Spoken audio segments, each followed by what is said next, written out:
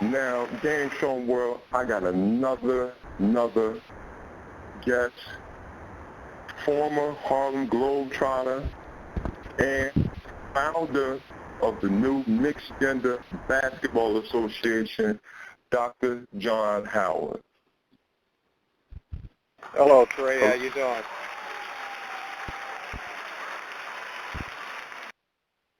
Hey, how you doing there, Dr. Howard? Good. How you doing, Trey? I'm doing all right, man. Thanks a lot for coming on the Game Strong Sports Talk Show. Well, I appreciate you inviting me. First, of course, former Harlem Globetrotter. How was that whole experience like? I thought it was a tremendous experience. I was the youngest player on the team at the time. This was 1968. I played both on the national team and the international team. The Trotters usually kept multiple teams during that period of time, and I was fortunate enough to play with the greats, Meadowlark on one team as the Clown, and Bobby Hunter and Curly Neal, Jackie Jackson, Herman Helicopter, Noynes, and then on the other squad it was Bob Showboat Hall, who was the Clown, along with Pablo Robinson, one of the great guards from New York City. He was the dribbling guard and showman, and I was the scoring guard, started with Pablo. It was a tremendous awakening for me just to be affiliated with such great talent during those days. Now, and I know this is probably the toughest question you'll probably hear, but what was your greatest moment as a Harlem Globetrotter? I guess the two moments. One, first of all, being selected, and number two, probably one of the opportunities of scoring consecutive points. I was a long shooter. Really, that's what I got paid for. I was the person who basically was instructed and told, when you come across half court, that's your job right there. When you bring it across half court, you can shoot from anywhere on the court. And it just so happened that I had good legs and I had good wrist, and I was able to shoot jump shots, not push shots, but jump shots from phenomenal distances on the court. And I recall an incident game in Kansas City where I had it must have been, I don't know, 13, 14 long shots. And they normally would not call out your name or your number during the game, except Meadowlark or Curly or one of the great showmen, and they were calling my number, and I didn't miss any shot at that time going into the half, and all of my teammates were really congratulating me. And then the second half, coming back out, I would have started again, and the coach set me on the bench, and some of the players were kind of asking the coach, get Howard, they called me Cincinnati Kid, get Cincy back in the game. And third quarter went by, and I'm sitting on the pine and didn't see any action. So I'm getting a little PO'd at the time. I wanted to play and keep on shooting. So fourth quarter starts, and the fellows, including Meadowlark at the time, was telling the player coach was Leon Hillard. Everybody called him Cave, and he didn't say any word. He didn't say a word at all. And by the time the fourth quarter ended, I'm still on the pine, and I'm very, very upset. Matter of fact, I'm incensed. So we go into the locker room. It was one of the first times that Leon got everybody together, and he assembled us in the middle of the locker room. He said, now you guys are probably wondering why I didn't put Cincy back in the game, aren't you? And I spoke up quickly. I said, yeah, I want to know. And he said, you put on a phenomenal shooting exhibition. And he said, why I didn't put you back in was that, what if you'd missed one shot? I said, what do you mean, what if I missed one shot? He said, you created in that audience tonight an embellished image of a player who they may never know or remember, but what they will remember is that they saw a globetrotter hit from all over the court, long distances, and never missed a shot. He says, we put on the show, and you put on the show. And I said, now I understand. So that was one of the greatest moments that I ever remembered, is that situation there. And he was right. I mean, had I missed the shot, it would have just been a routine night. Wow. That's what I said too. Wow. Look, and just sitting here listening to the story, as a player being competitive, you were like, of course, put me back in. But once you see a bigger picture, you can finally sit back and understand what the coach was trying to say to you all along. Yeah. Now, I didn't understand that bigger picture, being a young man, until after he explained it to me. And this is some things that some of these young players and athletes out there in the field now need to understand, that sometimes things may not be going your way. There may be a larger picture beyond the individual, and it is the organization. And I understood, it was really the organization and not John Howard. Now, and you said that about players understanding the bigger picture. How do you feel basketball has changed from the time you played until the time that we're seeing the NBA as of right now? Well, I think magnanimously it has changed. When I played in the 60s, I played during an era where there was no dunk rule. And you might not remember that, but it was called the Kareem Abdul-Jabbar rule. That's the way it wasn't written that way. But when Kareem Abdul-Jabbar came into college, I was 1 year ahead of him. I came in 64. He came in 65. When he came out of high school, out of Power Memorial, they changed the game because they figured that he would dominate college basketball, and ultimately he did with the skyhook. And a lot of people don't understand the origin of the skyhook. It came about as a result of the NCAA banning dunking. So my freshman and sophomore year, we were able to dunk the ball, but my junior and senior year and some years beyond that, there was no dunk rule in college because of Kareem Abdul-Jabbar. At the time, Alcindor was the Alcindor rule. Don't recall whether it was written in that manner with his name imprinted, but basically the NCAA outlawed the dunking. As a matter of fact, we couldn't dunk in the warm-ups. We had to, quote, finger roll. That's when the finger roll actually evolved as a result of the NCAA not allowing the dunk rule in the game. And then you have people like Gervin and others come in and really made the finger roll what it became. But the finger roll, in my opinion, would never have existed had the Alcindor rule been placed on all of the players across the country because of Lou Alcindor. He may have averaged 40 points a game had they allowed him to dunk the ball, but it didn't stop UCLA and the great teams that he really played on during those years. So I'd say the game has changed tremendously beyond just the fact that dunk rule. The athletes today are much bigger. They're more physical. They play multiple positions. I played multiple positions. When I came up, I was 6'5" forward, but I also played guard. I was kind of what they called the third guard on the court at the time. They called it the swing position. Now they call it the small forward. So when the two guards got in trouble, they needed someone else to bring the ball up to take the pressure off the two guards. I was called upon to do that. But I was really recruited out of high school at that time as a point guard at Ohio University, and I elected not to go to Ohio University at that time. But guys my size playing guard was unheard of. Oscar Robertson really was the only guy my size that really was a point guard, and he played also all five positions. but the game is just at a height now that it's just really hard to calculate with the athleticism and the strength and the freedom. Let's call it freedom.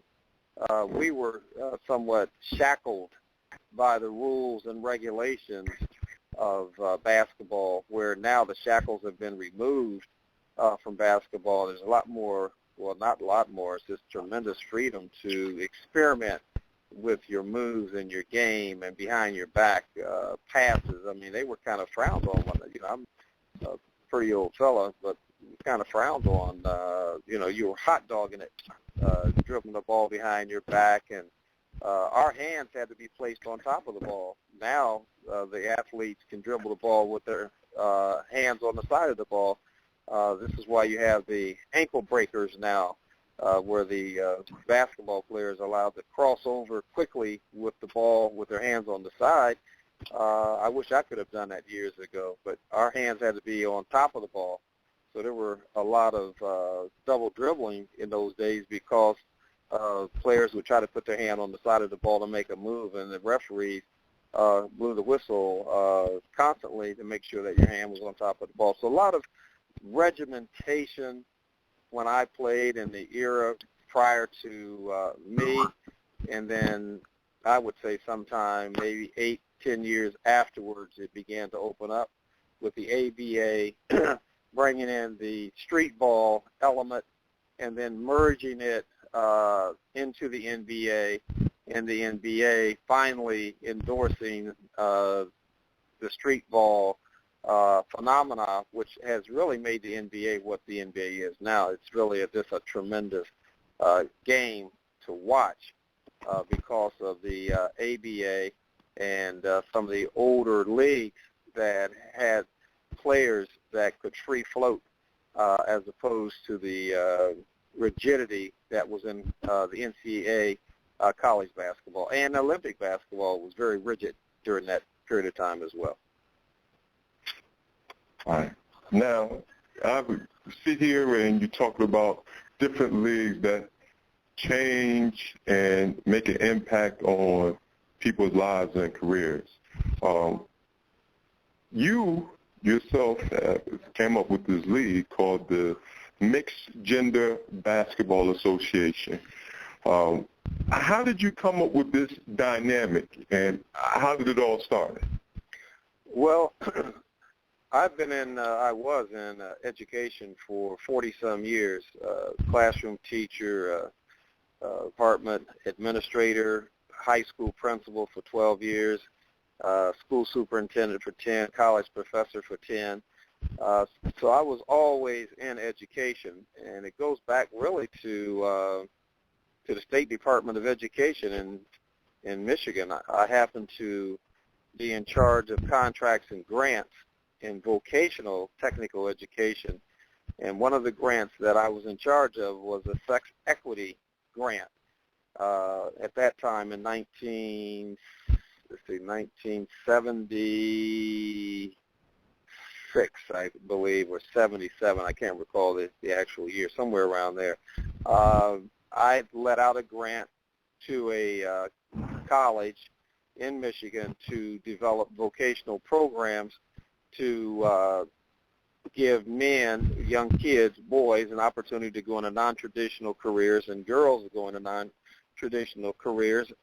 So I got an understanding that the world was going to change as a result of these monies that the National Institute of Education and National Education Department was putting into technical education. So first of all, I got that understanding that things are going to change for both boys and girls, and that career opportunities for them would happen sometime in the future. It didn't happen right then, but in the future, girls would become more of them would be in doctors, more boys would be nurses, and you see that today. So that the antecedent of that dated back to basically funding this program. But the real impact occurred, I believe, around 1986 or 87, when I was a high school principal at a high school in Michigan called Buena Vista High School. And I had a star male athlete on the boys' team, and we had a star female athlete on the girls' team. And the young man, I will mention his name because you might know of him. His name was Mark Macon. Mark was a high school All-American, and he went on to play for Temple University under Don Chaney, made college All-American, and they eventually went into the NBA. Well, Mark was our first high school All-American at this school, but we had a young lady who also was very, very talented. In fact, multi-talented because she played multiple sports, whereas Mark, if I recall, only played basketball. Well, this young lady and I approached the assistant coach to petition the Michigan High School Athletic Association to see whether we could get this young lady on the boys' varsity basketball team to play with Mark. Now, the head coach at the time never knew this, that this was going on. I had a very good relationship with the assistant coach, and the assistant coach reported back to me that the Michigan High School Athletic Association said because Title IX was in effect, and they were still making all of the changes under Title IX, they just felt that that was not going to be an approach that they would support, and they appreciated me trying to do that for this young lady. I can't mention her name right now because she's working for the FBI, and I don't know what capacity, so I'd rather not reveal her name. So the antecedents, it would have been really the Michigan Department of Education, and then this idea with Mark and the young female phenom that we had at the same time at this high school where I was principal was something that I felt have been, maybe it was laid latent in my mind through the years, but I had never really thought about doing that until last winter when my business partner, who became my business partner, Mr. Scott, had been working on with another friend of his dealing with a basketball tournament, and they got stuck in terms of trying to figure out what to do with the tournament, and they contacted me, and I helped them to get some funding. And then the gentleman went on his own and developed whatever it was that he was trying to do. And I was still an English professor at this college in Florida, and I went back to this teaching. I hadn't planned on doing anything other than just helping them to get this tournament off the ground. So Mr. Scott asked me, since there was no other thing going with him relative to basketball, he asked me point blank, well, he said, don't you want to do any more with basketball? I said, no, I've been through all that. But he said, well, what would you do if you had a chance to do basketball at the professional level again? And immediately, without hesitation, I said, mixed gender. And then there was this long silence on the phone on the other end. And Mr. Scott said, well, what do you mean by that? And I explained to him what mixed gender was. And he said, well, I'll get back with you in a couple of weeks. And a couple of weeks later, he called. He said he had vetted the idea that I had proposed to him about mixed gender to some friends in New Jersey where I used to live, and they liked the idea. And I said, well, I'll tell you what, go to your email, and in 5 minutes I'll show you something. And at that time, I had during that interim time, those 2 weeks during when he and I had talked about mixed gender, I had went to a illustrator friend of mine and had the logo created where you see the young lady just jumping a little higher than the male basketball player, and I sent it to him, and he called me right back and he said, oh, I really like the logo, and he said, oh, don't change it. I said, no, you asked me what to do, and this is what I would do, but I would equalize the game and give women an opportunity to play at the same level as men, but realizing that the men are more athletic, and the women I believe, have more skills. Not that the men couldn't do it, but the men, they don't practice the skill as much as the women, from what I could see. I think it would be an interesting mix to take the skill set that the women have been taught and the athleticism of the men, and to put them together in a very interesting and innovative mix. And that's what MGBA is all about. And then from that point in time, I went ahead and incorporated the business with Mr. Scott as my partner. And since that period of time, we have been just developing. I've been really writing the concept, and Mr. Scott has been working on the other end of it in terms of getting venues together, working on sponsorship, working on locations where we could demonstrate the concept. And so the mix has been very good. And so at this point now we have teams that are sold, and we're going to be starting the league next year. Wow. I know. First and foremost, congratulations. Thank you. To you on that. It's very big. Definitely, my other co-host, if she would have heard you say that, she would have asked to sign up because she believes she can get buckets on anybody. Shout out to TK. Look, you don't want to lose your job, man. Okay. You don't want to lose your job, man. I got you. I guess the question is, how are you able to pitch this idea to I don't want to say regular people, but to players that want to advance their careers professionally? I don't think it's been that difficult. I know going forward that was some of the concerns that Mr. Scott and others had. They said, Dr. Howard, how are you going to get that out into the world? But I've been involved in basketball and sports, I got to believe, just about all of my life, and I had a sense of what the nation needed. But I had not planned this. You got to understand this. I mean, I understood what was happening in society, but I did not plan to have a mixed-gender professional basketball league. But I had my hands on the pulse of what was going on. The WNBA obviously helped with the great stars that they have produced. And then you see the 3-on-3 contest with one female and two males that the NBA did several times. The Olympics experimented on one occasion, 3-on-3. So the background to this had already been in place long before even the NBA began. The background for this concept is European, and I studied that background. I like to read a lot, and I like history, and my background was English.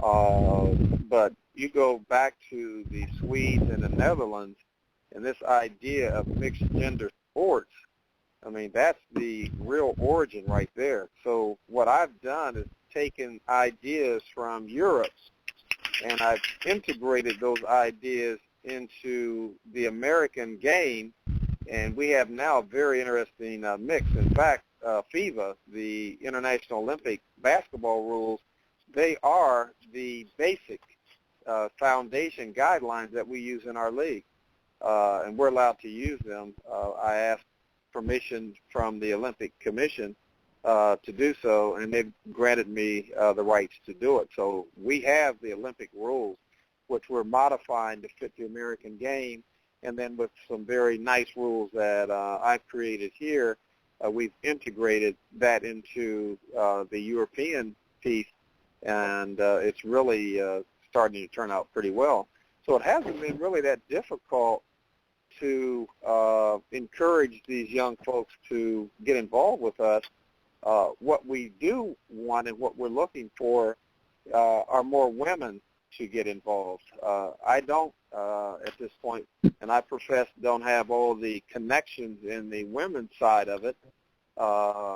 Hence, Heather is our National Director of Basketball Operations, and I have strategically placed her there, not just because she's a female, but that's one of the reasons, I'm going to be honest with you. And secondly, she's got a wealth of knowledge in terms of basketball.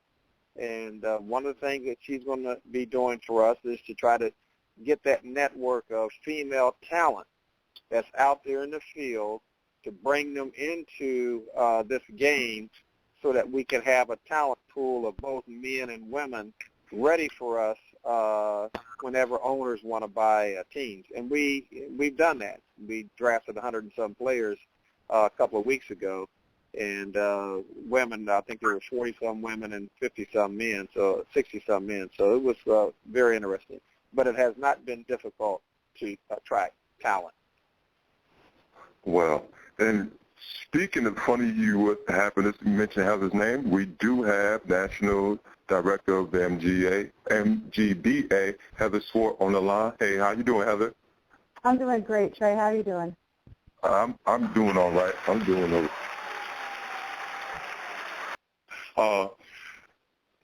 Director of Basketball Operations, what is a typical day like for you? I make a lot of phone calls. I speak to athletes. I speak to athletes that currently are in our draft pool, those that have already been drafted. I speak to athletes that are seeking positions to get involved with MGBA. I speak to venues and facilities and Dr. Howard all day.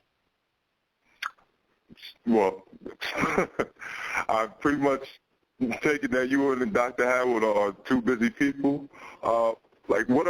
What makes the MGBA like so fun? Is like anything like funky to it? Like, is it like the 3-point shot, or is pushed further back? Like, what is so exciting about the league? Dr. Howard, do you want to answer that one? Oh, I'll let you answer that, and then I'll fill in after you, Heather. Okay.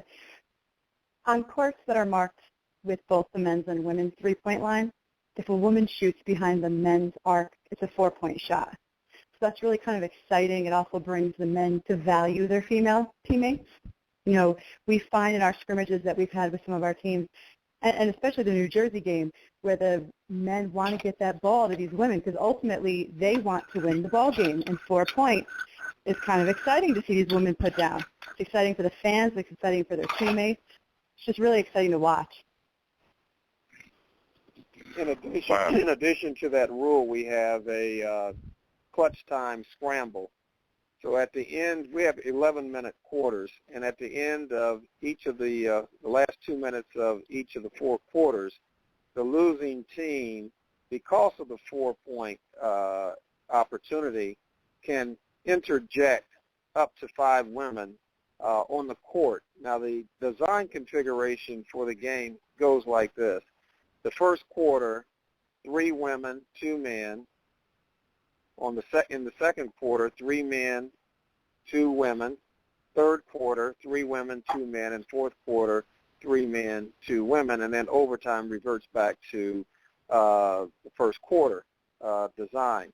So with design, at the end towards the end of each quarter, that losing team designed to take advantage of the 4-point talent, that shooters that they have on the team, could interject up to 5 women against 3 men to compete, to try to catch up in the game. Obviously, it's a risk and reward type situation because if they miss the shot, now you've got 5 women playing against 3 men and 2 women. So there are lots of unknowns that evolve in this new design, and that's what I like about it. The unknowns keep the fans in suspense. The game is not almost predictable towards the end because of all these little changes that we've made to the game. And those 2 are some of the biggest changes that we've made, the clutch time scramble and a real 4-point shot where at the double arc, men's arc, the women will get 4 points, Now, there will be some gyms that will only have one or a single arc. And wherever gyms have a single arc, anytime a female hits a shot from that point, they get 4 points, and men will get 3 points. So, again, that takes into regards the type of gyms that some of these athletes will be playing in across the country. They don't all have the double arcs. Wow, that seems very, very for 4-point shot. Definitely with the way basketball is played right now, with 3-point shot and how that can impact the game and the absolutely.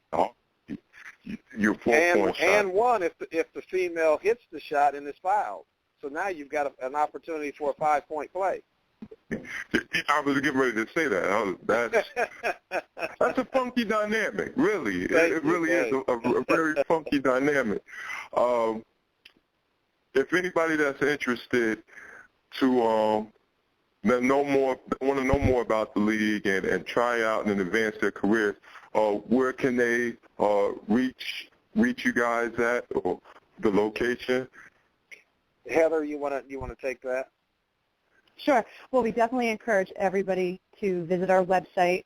That's www.mgbainc.com. You can also find our phone numbers on there and our email addresses as well.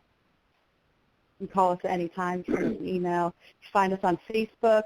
You can like us on Instagram, too. We're on Twitter. Pretty much you can find us everywhere. YouTube. I would be remiss if I didn't mention our app. My business partner, Mr. James Scott, was involved in helping us to get an app and to get us to appreciate power of the app. Any listener can also download the app onto his or her cell phone and get instant information as we move forward. So the website and our app and all of the media connections, social media pieces that Heather just mentioned is one way that they can stay in contact. Owners who may have a proclivity to purchase a team can contact me or Mr. Scott, and our telephone numbers and emails are listed on the website. Well, thank you. Thank you very much, Dr. Howard and Ms. Swart, for coming on the Game Strong Sports Talk Show and bringing the MGBA to the basketball world and to everybody. Best blessings to you on that, and I'm definitely going to check it out because I want to see what this 4-point shot is all about. Well, before you know what, go, Trey? go ahead. You have the opportunity to come watch us. We're going to be in New Jersey. The Jammers are going to take on the Ballers July 5th, and that's in Englewood, New Jersey at the Dwight Morrow High School. And also on August 9th and 10th, we are the featured teams at Rucker Park, Harlem Week. And I would love for you to be there to participate with us to watch the game really in action. August 9th and 10th, Rucker Park in Harlem Week. But I also would like to mention, to let you know, that the league name is Center Jump Professional Basketball League. Even though we use Mixed Gender Basketball Association, Inc., think of the MGBA as the holding company, but the league play will be under Center Jump Professional Basketball, Inc., the original and first professional mixed gender basketball in the history of basketball. I definitely like it, especially if it's going to be in New York. New Yorkers, it's going down. You already know. And thank you two, for coming, and we're definitely looking forward to it. And thanks again, Trey, and God bless you, and we look forward to seeing you on either July 5th in Englewood, New Jersey, but definitely on August 9th and 10th at Rucker Park in Harlem. And thanks again. Heather, thanks again as well. Thank you. Thank you, Trey. Thank you for having us on the show, and we really appreciate all your support. Oh, no problem at all. Oh, and also we have teams sold in that area, too. And we can come back at another time, Trey, and give you an update on team sales and maybe you might want to bring some of the owners on your radio show. Oh, definitely. We're going to do that. Okay. We will Thank do you that. too. Well, please No do problem. so. Okay, and God bless you. Okay, bye-bye. Everybody, got 4 minutes left. Season finale. I couldn't make this one of the best shows out there if it wasn't for the wonderful people of Shadow World's radio network. Definitely, if it wasn't for them allowing me to bring this platform to y'all, hey, nobody will hear none of us.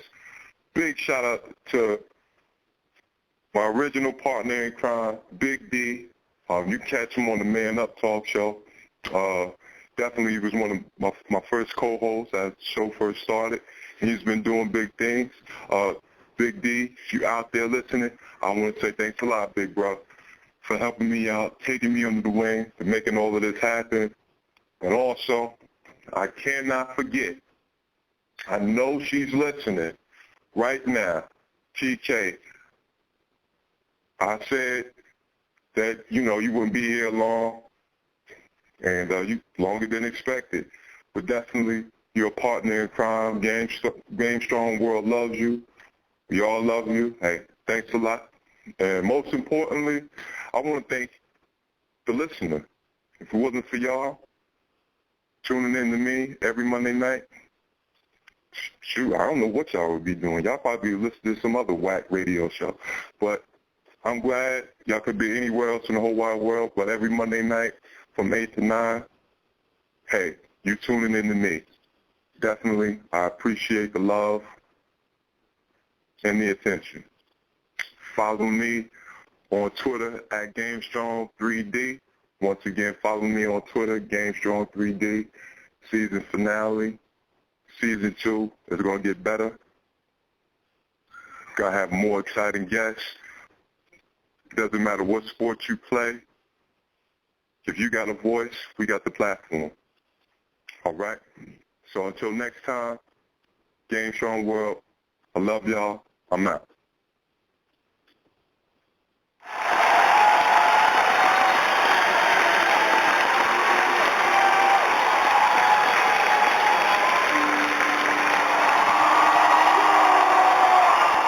We interrupt this program to bring you important news.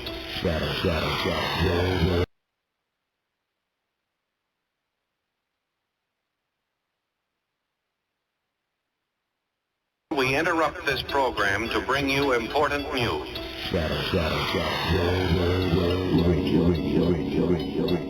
Nah, I appreciate smart. But you gotta know in this game, man, it ain't enough. Right about now, I know y'all digging this, so just turn up your radio wherever you at. We about to bring it. I say thanks a lot for joining me here on the Game Strong Sports Talk Show, another Monday night. All right, everybody. This cat can ball, man. You wanna play games? Okay. I'll play with it. Game Strong.